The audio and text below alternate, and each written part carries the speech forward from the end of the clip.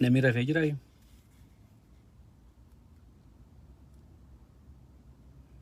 Tokko seena kino mee daddabalama 4 guuttan 7 guuttan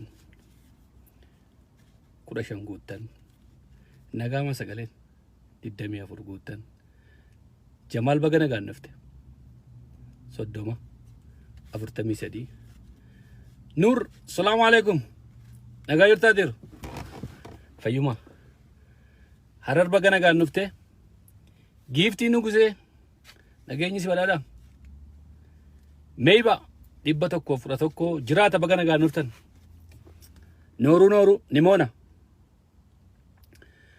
obsituunis dhufteetti beekaan dhufeera dhugaan dhufeera 156 500 ammas hin guuttanitti waan jedhu Nuuraddin 167 warri Kaayiroos raftanii isin ibbo Asaladdin raftu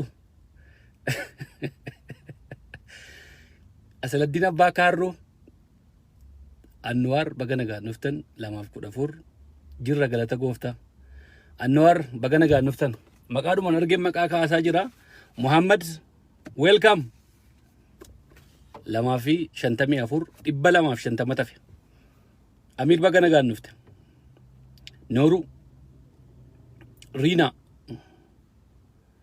Amarti baga nagaan dhufte galatoomi irrafsanis warri biyya jirtan kun abbaa gingilchaa jette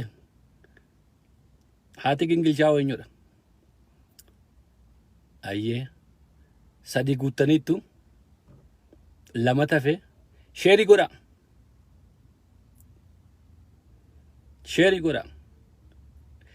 Yooyyaa harka fuune daawwattootaaf dhaggeeffattoota keenya kun miidiyaa keessan qaanqee show torban toora saatalaayitii gadaa bilisummaa Facebook YouTubein kan isin bira geessu qophii gingilchaati 353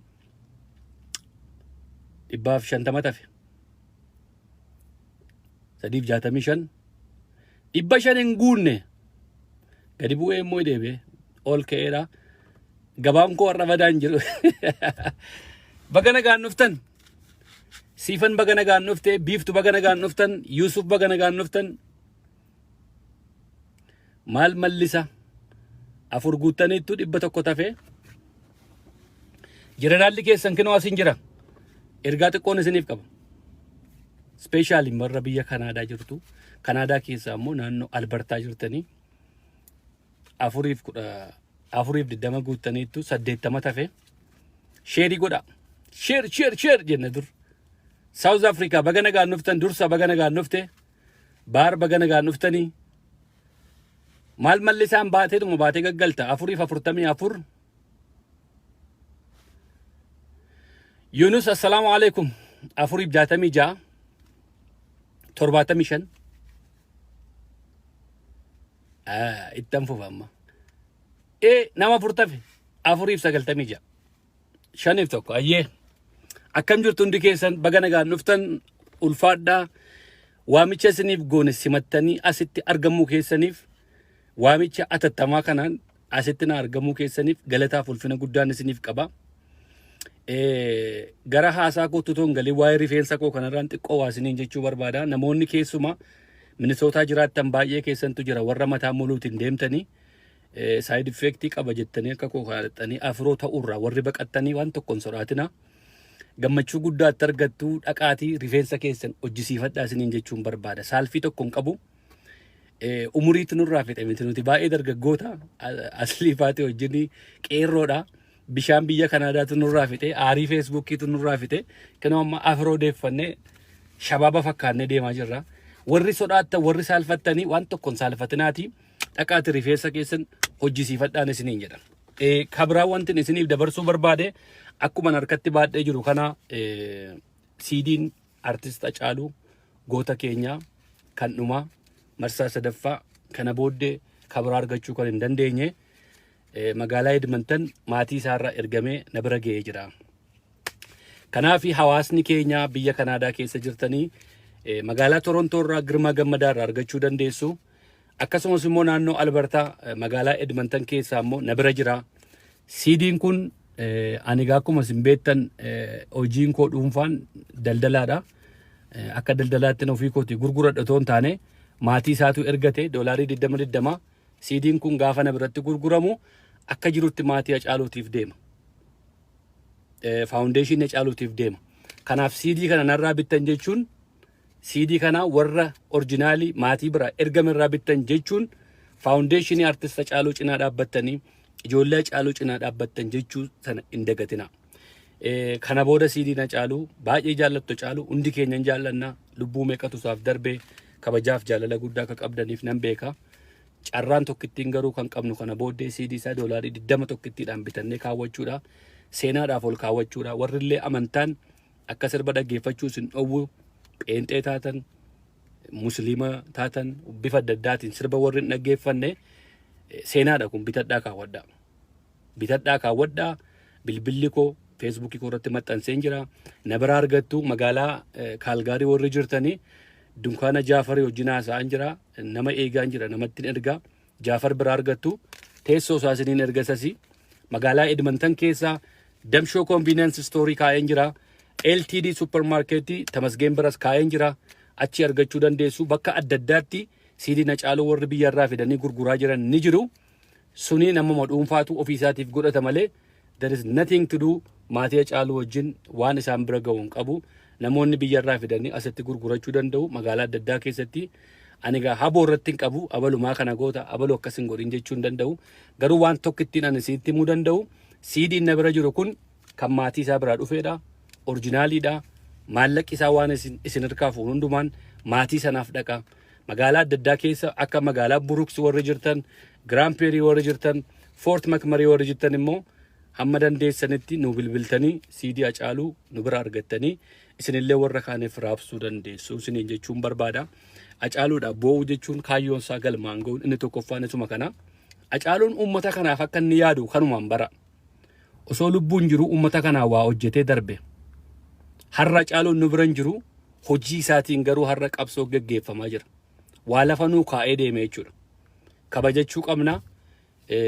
Artistoota keenya cinaa mochumarraan akka dhaabbattanii fi waamichan isinii gochuu barbaada. Kabraa waa'een artistii kabajamaa keenya ulfaataa keenya Dr. Alii Birraa Facebookii kana keessaa ijoolleen akka tisiisaa waanuma agarte keessa bubbuutu hamileettiin Dr. Alii Birraa qeeqxan hamileettiin Dr. Alii Birraa arrabsitan hin qabdan. Dura dhaabbadhaati of ilaala. Dr. Alii Birraatti an haasa'uudhaa fi ani eenyu waan jedhu dura ilaala. Arrabsuu mitiiti faarsuuyyuu hamilee isaatti hin qabdan.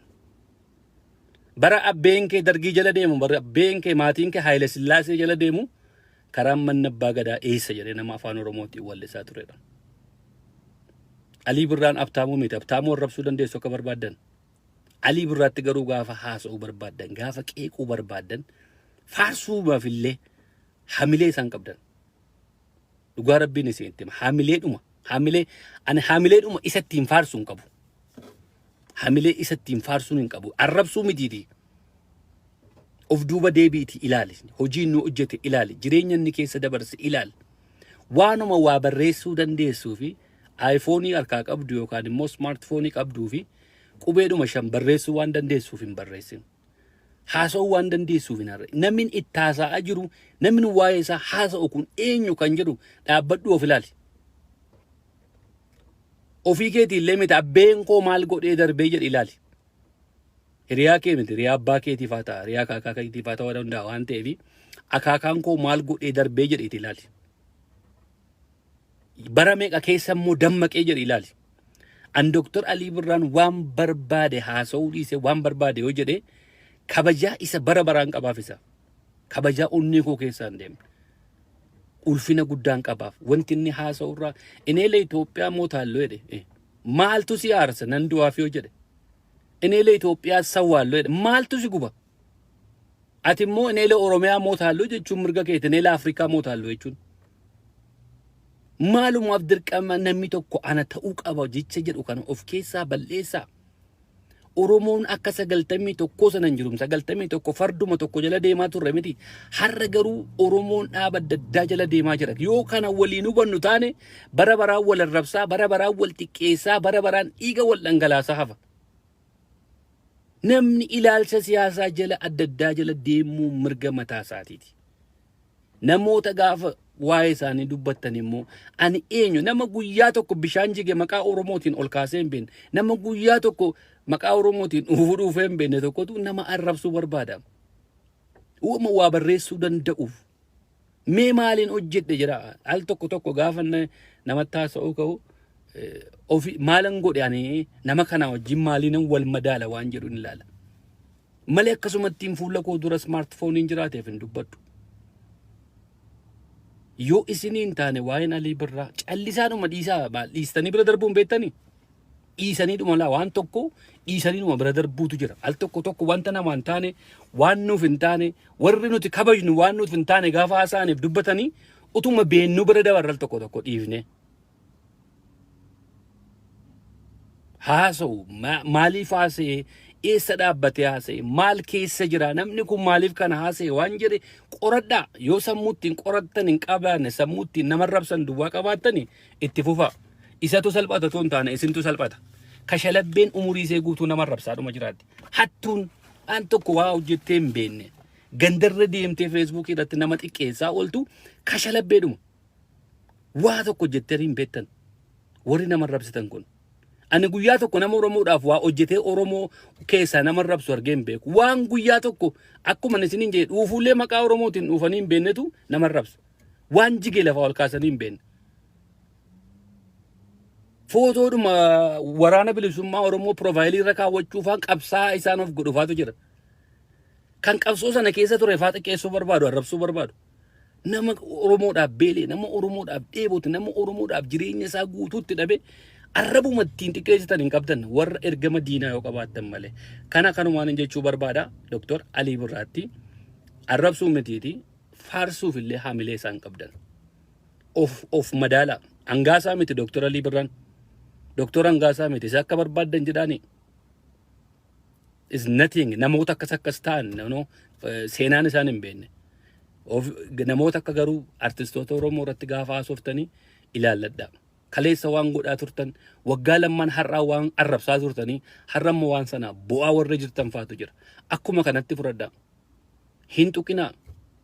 Ilaalcha politikaa adda haqa baannu gara fuula duraatti. Ani ilaalcha politikaa namatti hin bobba'an. Ilaalcha politikaa nama duri maaliif namni abaa'oo jalan deemu maaliif opiidiyoo wal taa'enne biyya keessatti wal doorsisaa turre bar namarraa baqachaa turre. Ijoollee abbaan isaanii opiidiyoo ta'an fa'aa dur yeroo dargaggeessa turre ittiin sinnu hin dubbifnu hin baqanna hin jibbina. Amma garuu sana keessa hin jirru. Guddateera politikaan guddaadha. Ilaalcha adda qaba Oromoon, amantaa adda qaba Oromoon. Maatii tokko keessa kiristaanni, islaamni, waaqeffataan amma immoo 666 warra amanan faatu jira maatii tokko. Akkuma kanatti fudhadhaa siyaasaas. Dirqama ani kiristaana ta'eef namni hundumaan kiristaana ta'uu hin qabu. Ani musliima ta'eef namni hundumaan musliima ta'uu qaba waan jedhu sammuu keessaa hin qabne.